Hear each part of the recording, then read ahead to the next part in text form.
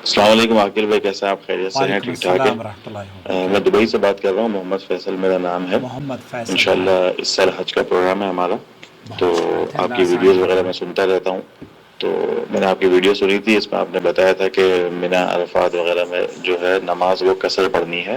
وہ تو بالکل مجھے سمجھ میں آ گیا کہ قصر نماز پڑھنی ہے، مگر اب پتہ یہ کرنا تھا کہ جیسے ہم گروپ کے ساتھ ہوں گے نا، پاکستان کے گروپ کے ساتھ ہم آ رہے ہیں، تو وہ تو ظاہر سی بات ہے کہ وہاں پہ وہ لوگ پوری نماز پڑھیں گے اور عموماً وہاں پہ جماعت بھی کراتے ہیں۔ تو اب ہمارے لیے کیا حکم ہوگا؟ کیونکہ ہم جب گروپ کے ساتھ ہوں گے، خیمے میں ہوں گے ان کے ساتھ، اگر وہ جماعت کرائیں گے تو کیا ہم جماعت میں ان کے ساتھ پوری نماز پڑھ لیں، یا ہم ادھر سے باہر نکل جائیں؟ یہ تو بہت عجیب لگے گا کہ جیسے نماز کھڑی ہو اور ہم باہر نکل جائیں، تو یہ بہت عجیب سی بات لگے گی۔ تو میں نے کہا میں آپ سے اس کا پتہ کر لوں کہ اس کے لیے کیا ہمارے لیے حکم ہوگا۔ دیکھیے، سب سے پہلے تو اللہ رب العالمین آپ کے سفر میں آسانی فرمائے، اور جتنے بھی حجاج مکہ مکرمہ میں تشریف لا رہے ہیں، اللہ رب العالمین وہ امن و سلامتی کے ساتھ آئیں۔ سعودی عرب میں جو عبادات کا اور یہاں کی حکومت نے قوانین نافذ کیے ہیں، ہم سب کو اس پر پابندی کے ساتھ عمل کرنا ہے، تو کوئی بھی قانون کی خلاف ورزی نہ کریں۔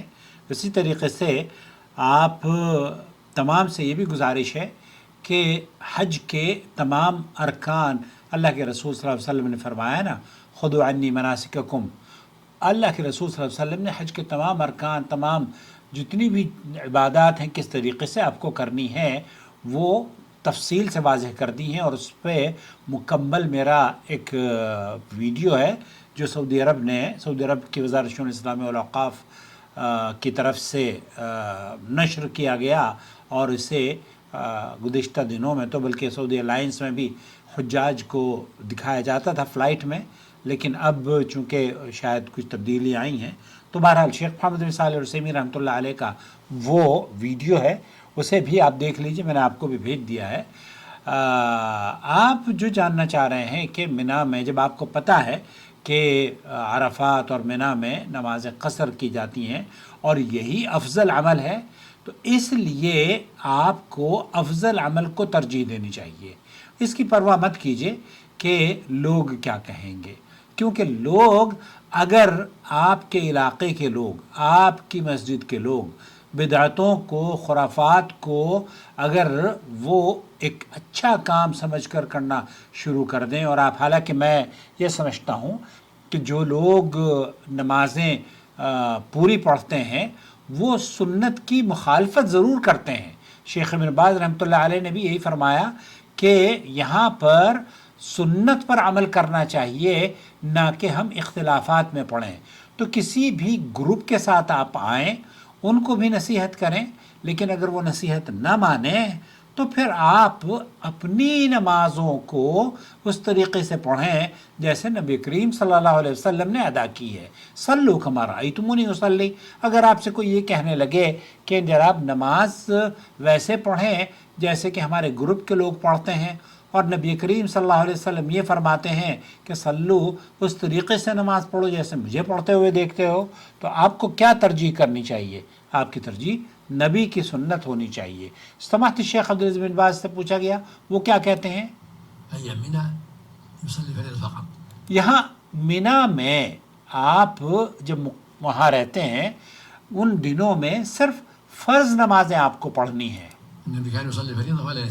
ولا یزید علیہ۔ آپ علیہ الصلوۃ والسلام مینا میں فرضوں کے علاوہ کوئی چیز نہیں پڑھا کرتے تھے، فرض نمازوں کے علاوہ، الا الفجر، فجر کے علاوہ۔ فجر میں آپ 2 رکعت سنت پڑھتے تھے، اس سے 2 رکعت فجر کی سنتیں آپ ہمیشہ پڑھا کرتے تھے، اور تہجد بھی آپ علیہ الصلوۃ والسلام پڑھا کرتے تھے باللیل۔ غیر مسافر اور غیر مسافر یہ دونوں کے لیے رخصت ہے، تو آپ تہجد پڑھ سکتے ہیں، اور حاج غیر حاج۔ اما بقیت التطوعات، تو یہ کہتے ہیں کہ باقی جو نوافل ہیں ترکھا افضل، کیونکہ اللہ کے رسول صلی اللہ علیہ وسلم نے نہیں پڑھی تو اس لیے ان کو چھوڑنا ہی افضل ہے۔ فی ایام الحج، خاص طور پر حج کے ایام میں ویسے پڑھیں جیسے نبی نے پڑھی ہے۔ عرفة فی یوم عرفہ، عرفہ کے دن، في أيام التشريق. فی ایام التشریق. اس طریقے سے آپ کو ظہر، عشاء، عصر 4 رکعت کی بجائے 2 رکعت پڑھنی ہے، اور اللہ کے رسول صلی اللہ علیہ وسلم نے ان کے ساتھ نوافل نہیں پڑھے. اب آپ کا سوال اگلا. اور دوسرا پھر یہ بات بتائیں کہ جیسے آپ نے کہا تھا کہ عرفات کے اندر، عرفات میں جو ہے وہ چاہے ہم کہیں پہ بھی ہوں، مسجد نمرہ پہ ہوں یا جہاں پہ بھی، عرفات کے اندر جہاں پہ بھی ہوں، ہمیں ظہر اور عصر ملا کے پڑھنی ہے. بالکل. تو اب یہ گروپ والے کبھی ایسا بھی ہوتا ہے کہ وہ لوگ الگ الگ نماز کراتے ہیں، تو تب ہم کیا کریں؟ ہم کس چیز کو فالو کریں؟ ملا کے پڑھنے والے کو فالو کریں یا گروپ کے ساتھ فالو کریں؟ جو ملا کر پڑھ رہا ہے، جو سنت کے مطابق پڑھ رہا ہے، چاہے وہ اکیلا ہی کیوں نہ ہے، آپ اس کے ساتھ رہیں. کیوں؟ کیونکہ آپ کو اللہ تعالیٰ نے یہی حکم دیا ہے، کونوا مع الصادقین، سچوں کے ساتھ رہیے. اور سچ کیا ہے؟ قرآن و سنت سے سچ زیادہ کیا ہو سکتا ہے؟ اور اگر گروپ کو فالو کرتے ہیں تو پھر وہی وہاں پہ بھی وہ 4 رکعت پڑھائیں گے اور جماعت سے پڑھائیں گے، تو ہمیں ہمارے لیے اس میں بھی کیا حکم ہوگا؟ افضل یہی ہے، افضل یہی ہے کہ آپ سنت کے مطابق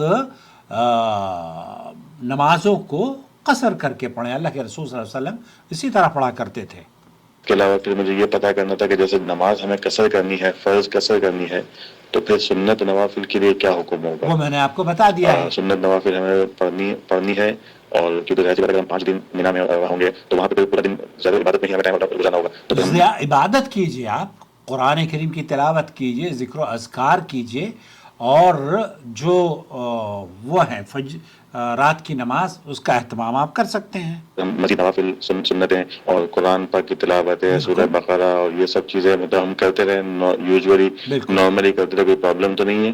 اور تیسرا یہ بتا کہ جو تلبیہ ہے، تلبیہ وہ کب تک پڑھنی ہے اور ذی الحج کی کون سی ڈیٹ تک پڑھنی ہے؟ تلبیہ کے لیے میں آپ کو بتاؤں، لبیک اللہم لبیک، لبیک لا شریک لک لبیک، ان الحمد والنعمت لک والملک لا شریک لک. عمرہ کرنے والا جو عمرہ کرتا ہے وہ تلبیہ طواف شروع کرنے سے پہلے بند کر دیتا ہے جب طواف کا آغاز ہوتا ہے.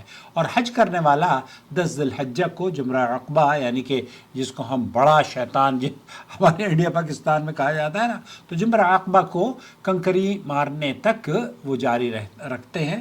اور حج کے ایام میں جب آپ کنکری مار دیتے ہیں تو تلبیہ وہیں پر ختم ہو جاتا ہے. اور ایام تشریق میں 11، 12، 13 ذی الحج میں پھر تلبیہ نہیں بلکہ تکبیرات پڑھی جاتی ہیں.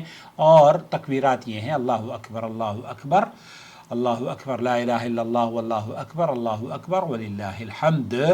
تو یہ مکمل جو سوالات تھے آپ کے، غالباً اس کی وضاحت ہو گئی ہے. تو خلاصہ کلام یہ ہوا کہ نماز جماعت کے ساتھ اگر آپ پڑھ رہے ہیں تو، اور آپ کو اختیار حاصل ہے کہ دیکھیے، اگر کوئی مقیم نماز پڑھا رہا ہے، وہاں پر کوئی مقیم اگر کسی علاقے میں نماز پڑھا رہا ہے، تب آپ مقیم کے پیچھے پوری نماز پڑھیں گے، اس سے قطع نظر کہ آپ مسافر ہیں یا نہیں. لیکن آپ وہاں پر جہاں آپ مینا میں ہوں گے وہاں سارے حاجی ہوں گے، اور حاجی کو خذوا عنی مناسککم اس پر عمل کرنا چاہیے جیسے نبی کریم صلی اللہ علیہ وسلم نے کیا ہے. تو نبی کریم صلی اللہ علیہ وسلم قصر کیا کرتے تھے. اب وہاں پر جو عرفات کے میدان میں جو جھگڑے ہوتے ہیں نا، ان جھگڑوں میں لڑائی جھڑائی مت کیجیے، بحث و مباحثہ بھی مت کیجیے، اور ان سے کہہ دیجئے کہ صحیح امام بخاری رحمۃ اللہ علیہ فرماتے ہیں کہ نبی کریم صلی اللہ علیہ وسلم کے ایام میں ایسے ہی اللہ کے رسول صلی اللہ علیہ وسلم نے